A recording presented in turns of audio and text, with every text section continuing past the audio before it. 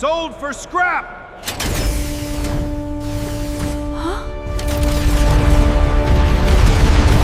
How long have I been asleep? The auction house on Kesh Station didn't bother with pageantry for lot 447.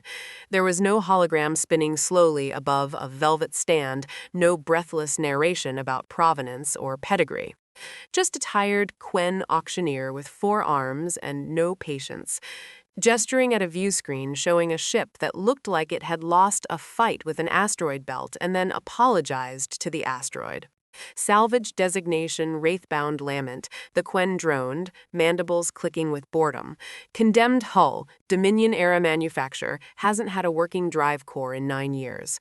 Comes with lean debts, no registry, no warranty, and a mold problem in the aft corridor. Starting bid, 400 credits, and I mean that as an insult. Dale Osei had been standing in the back of the auction hall for 3 hours, watching better ships, sleeker ships, ships with actual paint jobs, sell for prices that made his stomach hurt. He wasn't rich. He'd never been rich.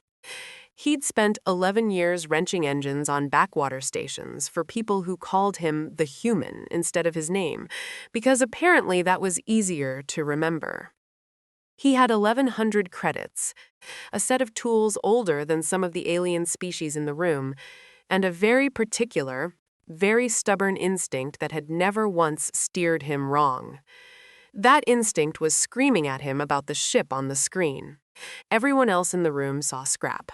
Dale saw the bones. He saw a keel that hadn't buckled, despite whatever had clearly tried to kill this ship.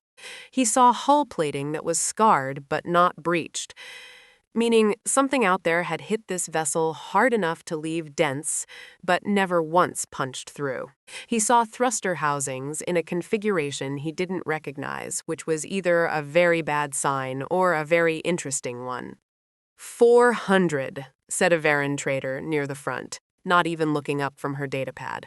450, said someone else, clearly just to watch the Quen twitch. Dale raised his hand. 600. The room turned to look at him. He was used to that. Humans weren't common out here on the rim, and the ones who were tended to be either mercenaries or maniacs, and the room hadn't decided which he was yet, the Varan trader smirked. 700. Let the human have his little project somewhere else. 900, Dale said. That is the entire lean value of the hull, the Quen said, sounding almost offended on the ship's behalf. Then it's a bargain, Dale said. There was a pause, a shuffle. The particular silence of a room deciding a thing wasn't worth fighting over. The gavel, an actual physical gavel, because the Quen liked tradition, came down. Sold. To the human idiot in the back. Dale smiled the whole walk back to his rented berth, already running numbers in his head. 900 credits for a hull with good bones was still 900 credits he didn't strictly have, but a man could work debt. A man could not work regret. He had no idea, walking down that gantry with a bill of sale in his pocket, that he had just purchased the last surviving flagship of an empire that no longer existed, and that somewhere inside her cold, silent belly, something was still breathing. What the ship was hiding it took Dale 6 days just to get life support stable enough to work more than 4 hours at a stretch without a rebreather. The lament, he refused to call her by the salvage designation, decided within an hour of boarding that any ship this stubborn deserved a real name. Fought him at every turn. Corroded relays. A reactor housing sealed with a lock cipher he'd never seen before, all sharp geometric symbols instead of the usual Concord Trade standard glyphs. Wiring that ran in patterns no engineering manual he owned could explain. On the 7th day, he found the door that wasn't supposed to be there. He'd been mapping the aft corridor, trying to trace a power conduit that seemed to terminate in a bulkhead and simply vanish when his hand brushed a seam in the wall paneling that was too clean, too deliberate, to be structural damage. He spent 2 hours with a pry bar and a plasma cutter he used as sparingly as he could stand, and when the panel finally gave, it revealed not a maintenance shaft but a corridor. A short one. Hidden. leading to a single sealed door with no handle, no keypad, nothing but a smooth black surface that hummed faintly under his palm when he touched it. "Okay," Dale said to the empty ship, because he'd started talking to her somewhere around day 3. "What are you hiding from me?" The door didn't open for another 2 days, not until he rerouted enough power to wake something in the wall behind it. Some kind of dormant authentication system that scanned him, found him unrecognized, and then, for reasons he would never fully understand, let him in anyway. Later he would wonder if the system had simply run out of other options. 9 years alone in the dark did strange things to old machines. Maybe it did strange things to old loyalties, too. Inside was a cryostasis pod, half buried in shadow, its display cracked but its status lights glowing a slow, steady green, occupied. Dale stood in the doorway for a long moment, his heart doing something complicated in his chest. He'd found bodies in salvage before. Everyone in this line of work had. You learn to expect it. Learn to be businesslike about it, because grief didn't pay your fuel bills. But the lights were green. Green meant alive. Green meant waiting. He didn't know the cycling procedure for tech this old, this foreign. He spent 4 hours with a data slate and a translation matrix that kept spitting out half-garbled results, piecing together a shutdown sequence from context and guesswork and a healthy amount of prayer. When the pod finally hissed open and the frost cleared, he found himself looking down at a young woman who could not possibly have been more than 25 in any species reckoning, with skin the pale violet gray of moonlit stone and hair like spun silver, and eyes that opened, focused on him, and went absolutely wide with terror. She came off the pod's edge like something launched from a catapult, and Dale, who had exactly no combat training and a bad knee from a reactor accident 4 years back, found himself flat on the deck with a very sharp, very real blade at his throat before he'd even finished processing that she was awake. "Where," she said, in Concord trade standard so precise it sounded almost archival, "is the rest of my crew?" "I don't." Dale swallowed carefully around the blade. "I don't know. I bought this ship at auction 6 days ago. It was scrap. Nobody else was aboard. I found you an hour ago." Her eyes searched his face with an intensity that made him feel very thoroughly examined and found wanting. "Auction," she repeated, like the word tasted bad. "How long? How long since what? Since the Kesh blockade?" She snapped. "Since the Lament went dark. How long has it been?" Dale did some quick mental math on Concord Standard years, working backward from what little he knew of Dominion history, which was almost nothing. A footnote in his schooling, a fallen empire on the rim that nobody talked about much anymore, because there was nobody left to complain about how they were remembered. "I don't know exactly when your blockade was," he said slowly, "but if you're asking how long the Dominion's been gone, it's been about 9 years since anyone's heard from it. People mostly think it collapsed. Civil war, plague, something. Nobody really knows. Nobody really asks." He watched something break behind her eyes. The blade at his throat trembled just slightly before she pulled it back and staggered upright. One hand braced against the cryopod's frame like the ship itself had tilted beneath her. 9 years, she whispered. "Yeah, then it's true." Her voice had gone very quiet. "It's really gone." Dale sat up slowly, rubbing his throat, watching a girl who'd apparently just learned her entire world had ended 9 years ago, while she slept through it in a hidden compartment of a ship he'd bought for 900 credits because he liked its bones. "I'm Dale," he said, because it seemed like the thing to say. "Dale Osei. And I really am sorry about whatever it is you just found out."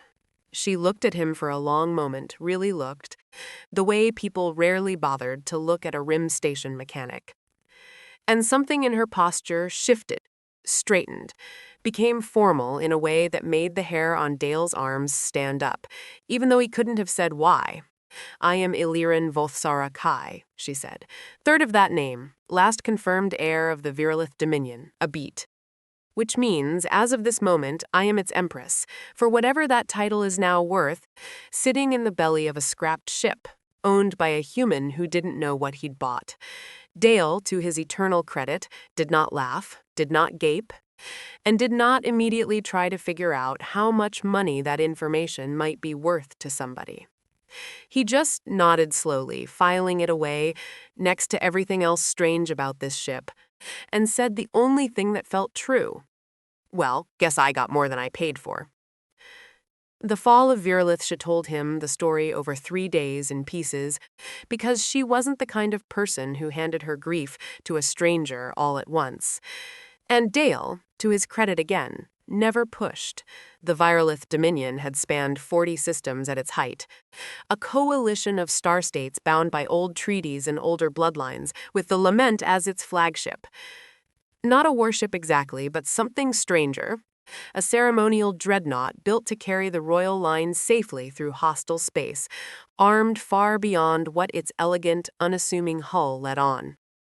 Illyrin had grown up aboard her, had learned to walk in her corridors, had been groomed since childhood for a throne she never particularly wanted, but understood she'd inherit anyway. Then the Concord came. Not the trade Concord Dale knew, the loose confederation that ran most commerce out on the rim. An older thing, a coalition of warlike systems that had spent 2 centuries eyeing the Dominion's resource-rich core worlds, and finally, 9 years ago, found the moment to strike. It hadn't been a fair fight. It hadn't been fought fair at all. Illyrin's voice went flat and careful when she talked about the final days. About her mother ordering the Lament to run the Kesh blockade with her aboard, while the rest of the royal fleet made its last stand to buy her the time, about the ship's old AI sealing her into cryostasis behind a hidden bulkhead when the Lament took catastrophic damage, and the crew made the call to fake the ship's death entirely, letting it drift as scrap so the Concord's hunter ships would stop looking. They meant to come back for me, she said. On the 3rd night, sitting across from Dale in the tiny galley he'd managed to get functional, wrapped in one of his spare jackets because the Dominion's climate weave clothes were 9 years past their charge cycle. Someone was supposed to come back. Nobody did, Dale said gently. Not a question. Nobody did. She turned a ration bar over in her hands without eating it. I don't know if they're all dead, or if they simply couldn't find the ship again, or if they gave up. I don't know which of those is worse to hope for. Dale didn't have anything wise to say to that. He'd never lost an empire. He'd lost a mother young and a father to indifference and a hometown to an economic collapse nobody in charge had bothered to prevent, and he understood loss well enough to know that platitudes were mostly for the person saying them, not the person hearing them. So instead, he just sat with her, in the quiet, in a ship that was groaning back to life one system at a time under his hands, and let the silence be enough. It was Illyrin who eventually spoke again. Why haven't you tried to sell me to someone? There will be a bounty. The Concord doesn't like loose ends, and I am the loosest end there is. Dale considered the question seriously, because it deserved to be considered seriously. 2 reasons, he said finally. First, I bought a ship, not a person. Whatever's inside her is hers to be, not mine to profit off of. Second reason's simpler. You woke up alone in the dark after everyone you loved either died or vanished, and the first thing you did was put a knife to a stranger's throat to protect what was left of your crew. That's not the reaction of someone I want to sell to anybody. That's the reaction of someone worth having on my side. She stared at him for a long moment, silver eyes unreadable, and then, for the first time since she'd woken, she laughed. Short, surprised, a little rusty from disuse. You are either the most foolish human I have ever met, or the rarest one. Statistically, Dale said, probably both. Old Deb's new Guns the Trouble found them 19 days later, which Dale privately thought was about 17 days sooner than he'd hoped and 2 days later than he'd feared. He'd taken the Lament. half repaired, still ugly but breathing properly now, air recyclers humming, drive core stable enough for short hops, out to a mid-rim trading post called Dorna's Rest to sell some of the scrap he'd stripped and buy parts he actually needed. Standard supply run. He'd left Illarin aboard, mostly because she'd insisted on staying to keep working on something in the ship's old command core that she wouldn't fully explain, murmuring about seeing what still answers. He was 3 parts into loading a crate of capacitor coils when his comm unit chirped with the ship's proximity alert, and Illarin's voice came through, tight and controlled in the particular way of someone forcing calm onto panic. Dale, 3 vessels just dropped out of transit at the edge of the system. Concord Hunter-class configuration. They're running a scan pattern I recognize. They're looking for a ship exactly this shape. Dale abandoned the crate mid-lift. How'd they find us? I don't know. Maybe someone at the auction house talked. Maybe a routine patrol got lucky. It doesn't matter how. It matters that they're 40 minutes out, and this station has no defense fleet worth mentioning. He ran the numbers as he sprinted back toward the docking ring, and none of them were good. The Lament still had a cracked drive housing he'd only half-patched.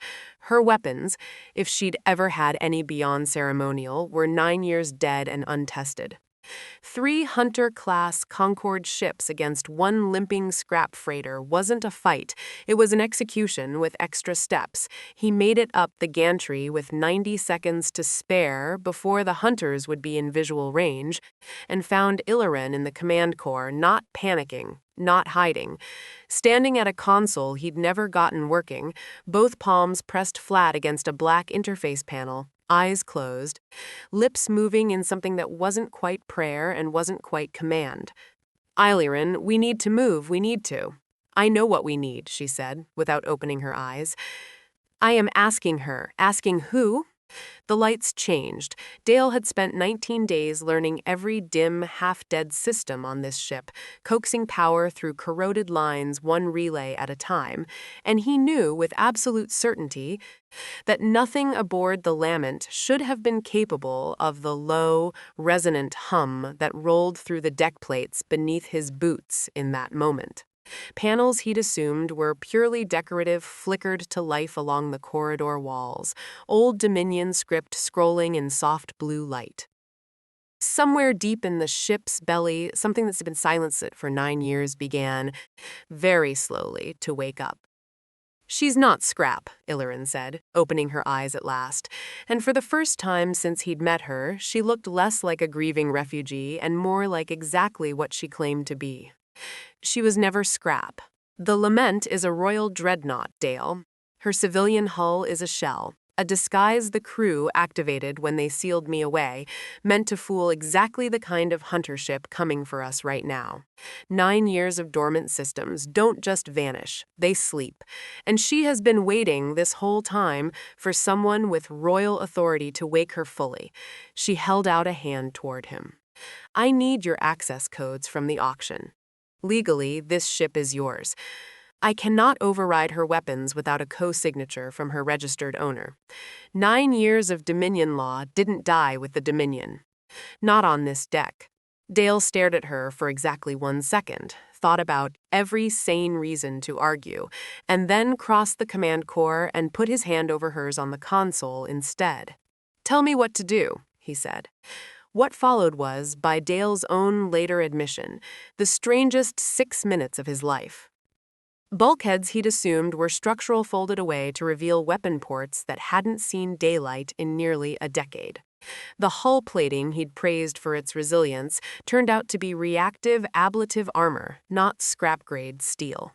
The engine housing with the configuration he hadn't recognized spooled up into something that made the whole ship shudder like a waking animal, and the Lament, scarred, patched, held together with Dale's stubbornness and 900 credits of hope, turned to face 3 Concord hunter ships with the calm, terrible readiness of a warship, remembering exactly what she was built for.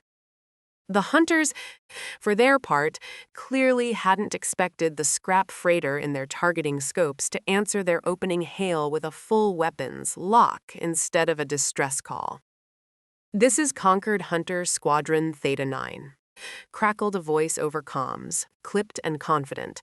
"Surrender the fugitive Dominion asset and prepare to be boarded. Resistance will be considered." "Dale," Eilerin said quietly, hands steady on the console. "Would you like to answer them? Or should I?" Dale looked at the 3 ships on the display, then at the young woman beside him who'd just watched her entire understanding of safety collapse twice in 19 days and was still, somehow, standing straight-backed and unafraid, ready to fight for the only home she had left.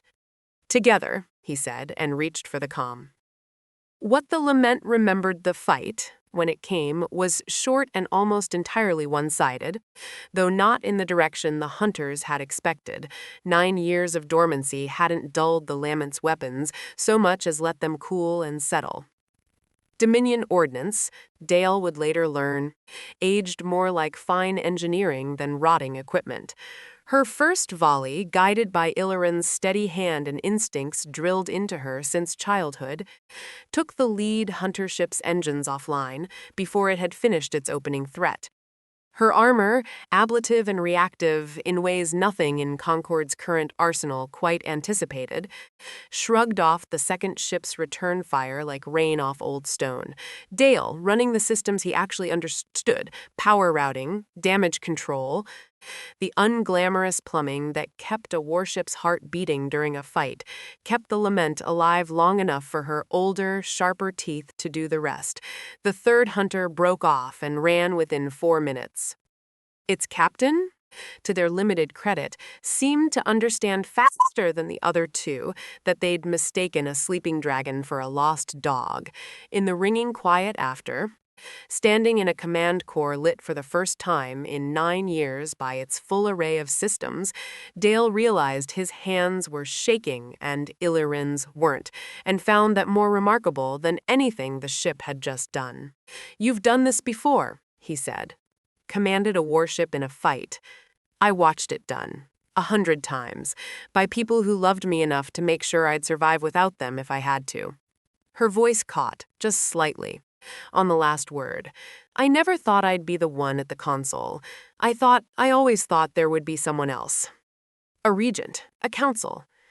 Someone who actually knew how to be an empress, instead of someone who only knows how to grieve one." Dale thought about 900 credits and a hull he'd bought because he liked its bones, and about a girl who'd woken up alone in the dark to find her whole world gone and had still, somehow, chosen to fight instead of fold. "For what it's worth," he said, "you looked like you knew exactly what you were doing back there. I was terrified the entire time." "Yeah," Dale said. "Me too. Doesn't change what I said. VI. The signal they didn't go looking for trouble after that, but trouble, having found them once, seemed disinclined to leave them entirely alone. Word moved fast on the rim. Not the truth, exactly, but a rumor-shaped cousin of it, whispered station to station. A scrap freighter that wasn't scrap at all had humiliated a Concord Hunter squadron near Dorna's Rest, and something about the ship's silhouette had old-timers who remembered the Dominion's fall going very quiet and very thoughtful. It was 3 weeks later, in a quiet system Dale had chosen specifically because nothing interesting had ever happened there, that Illyrin found him in the engine room and told him, in a voice she was visibly trying to keep steady, that the Lament's dormant long-range array had just picked up a signal, an old one. Dominion encryption, badly degraded, looping on a frequency nobody had used in 9 years. It took the ship's restored systems 6 hours to clean the signal enough to parse, and when it finally resolved into words, Illyrin sat down hard on an overturned crate and didn't move for a long time. "It's a beacon," she said finally. "An automated one, tied to a survival cache, one of dozens the Dominions seeded through the outer systems before the end, in case any of the royal line lived long enough to need somewhere to rebuild. This one's still active, which means the fail-safe that should have shut it down after 5 years of silence never triggered. She looked up at him, eyes bright with something that wasn't quite hope yet, but was standing very close to it, which means someone has been keeping it alive, manually, for 9 years. Someone from your crew, Dale said slowly, or someone who never stopped waiting for one of us to come home. They didn't rush. Illyrin, for all her fire, had learned caution the hard way, and Dale had spent enough years in salvage to know that hope handled carelessly could get people killed just as fast as despair. They spent 2 more weeks getting the Lament fully spaceworthy, really spaceworthy, not limping and patched worthy, before they set a course, viz. What was waiting the cache system turned out to be an unremarkable rock in an unremarkable belt around an unremarkable star, the kind of place Dale would have flown straight past 100 times without a second look. It was only as the Lament closed in, her sensors sweeping the asteroid's surface, that the disguise became apparent, a mining outpost that wasn't, docking clamps built to a Dominion spec Dale now recognized on sight, and waiting on an open landing pad with weapons very deliberately lowered. A small cluster of figures, 9 of them. All Dominion. All alive. Illyrin was down the gantry before the Lament had finished settling, moving faster than Dale had ever seen her move, and the sound she made when the oldest of the group, a gray-haired woman with a captain's bearing worn thin by 9 hard years, caught her in both arms wasn't anything Dale had words for, and he didn't try to find any. He just stood at the top of the ramp and let her have the moment, because some things a person had to have without an audience trying to make sense of them. It was another hour before the woman, who introduced herself as Reyna Solt, former first officer of the Lament's escape crew, turned her attention to Dale with the careful, assessing look of someone deciding how much gratitude a stranger had earned. "You kept her alive," she said, not quite a question. "She kept herself alive," Dale said. "I just didn't know what I'd bought." Reyna studied him a moment longer, then extended a hand in the human gesture Dale hadn't expected her to know. 9 years I've kept this beacon lit on a dead man's promise that someone would come. I did not expect that someone to arrive flying the Empress's own ship, with the Empress herself aboard, delivered by a human mechanic who bought her at auction for. She glanced at Illyrin, who supplied the number with visible embarrassment. 900 credits. Buns, Dale said, a little helplessly. She had good bones. Reyna laughed, a short, startled sound, like she'd forgotten how, and shook his hand properly. The throne that wasn't there was no coronation. Illyrin made that clear within her first week among the survivors, standing in the cache's cramped common room in front of 9 tired, hopeful, grieving faces, and telling them plainly that she would not pretend an empire of 40 systems could be rebuilt from 1 rock and 1 ship and 9 people. "I won't wear a crown that means nothing but grief," she said. "But I also won't let what we were die out here in the dark because we were too afraid to become something new." She looked, for just a moment, toward the top of the ramp where Dale stood trying very hard to look like he wasn't listening. "We start small. We start honest. We build something worth defending instead of something worth mourning." Nobody argued. Nobody, Dale suspected, had the heart left to argue with anything that sounded that much like hope. It took the better part of a year, repairing the cache into something livable, sending careful, coded feelers out to other buried survival caches across the old Dominion's scattered systems, most of which turned up nothing but a handful that turned up more survivors, more crew, more peoples who'd spent 9 years believing they were the last of something and finding out, 1 signal at a time, that they weren't. The Lament flew a dozen quiet missions in that year, no longer disguised as scrap, but not yet flying under any banner bold enough to draw Concord attention either. Patient, careful, Rebuilding in the spaces nobody was watching, Dale never did become anyone's consort or courtier, never wanted a title, never much cared for the increasingly elaborate ways the growing community aboard the Lament found to thank him. He fixed engines, he kept the ship's heart beating, same as he always had, and found, somewhat to his own surprise, that he'd rather do that here, for these people, than anywhere else he'd ever drifted through. It was Illyrin who found him in the engine room, almost exactly 2 years to the day after the auction, elbow deep in a coolant line, and told him that the survivor network had grown to 63 confirmed people across 4 systems, and that they'd chosen a name for what they were building.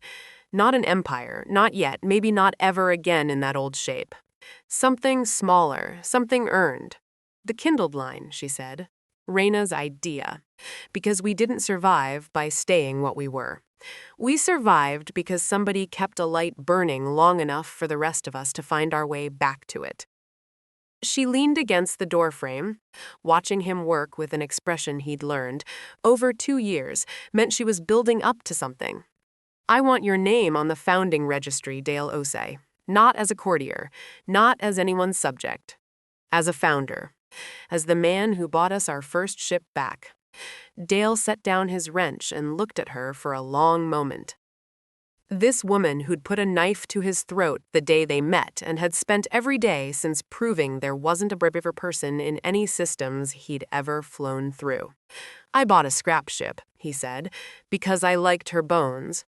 You bought a future, Illyrin said, because you're the kind of fool who looks at wreckage and sees something worth saving. That's rarer than you think. Out here, rarer than any throne. Outside the viewport, the Lament, no longer hiding, no longer scrap, no longer alone, caught the light of a new system sun on hull plating Dale had polished himself, and somewhere in her ancient, patient core, something that had waited 9 years in the dark hummed on, steady and unbroken, exactly the way a heart is supposed to. Dale picked his wrench back up and smiled and got back to work.